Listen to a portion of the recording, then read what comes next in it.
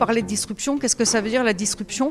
La disruption, c'est quand il se passe quelque chose et qu'on ne peut pas revenir en arrière. C'est-à-dire que c'est quelque chose de nouveau et c'est tellement nouveau que c'est impossible de revenir en arrière. Derrière l'innovation, il y a en fait une idée qui va trouver son marché, qui va se réaliser, qui va devenir un produit, qui va devenir un service. Aujourd'hui, l'innovation, c'est plus du tout une option. Aujourd'hui, innover, c'est devenu une obligation. On ne pourra plus maintenant se passer du télétravail. On l'a vu. Les salariés qui l'ont adopté, plus de 7,4 millions de Français étaient en télétravail et 54% n'avaient pas du tout envie de rentrer au bureau.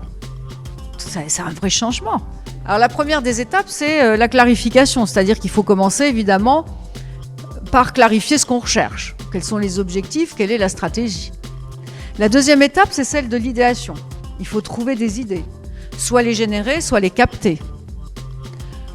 La troisième étape, c'est les solutions. Comment on transforme ces idées en quelque chose de concret ?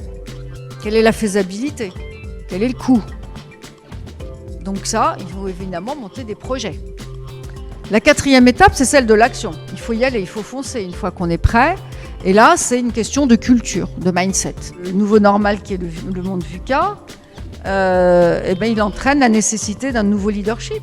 C'est un nouveau leader.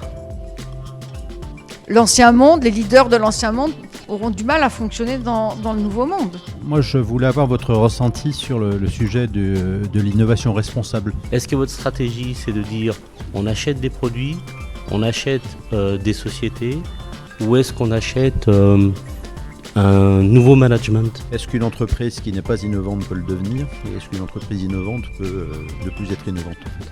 Ça n'est pas que générationnel, parce qu'il y a des personnes qui sont un peu plus avancées en âge et en expérience, qui pour autant ont un esprit très jeune et très mouvant et très disruptif.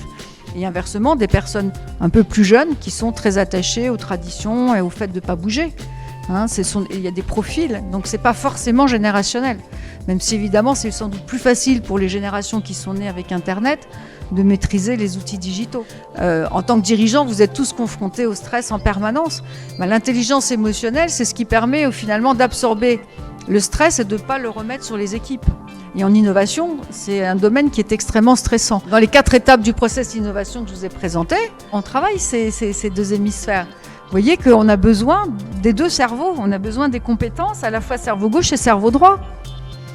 Et quand au début, sur le petit dessin, il disait « mais l'innovation, c'est trouver des idées », vous voyez, ça correspond uniquement à la partie jaune, à l'idéation.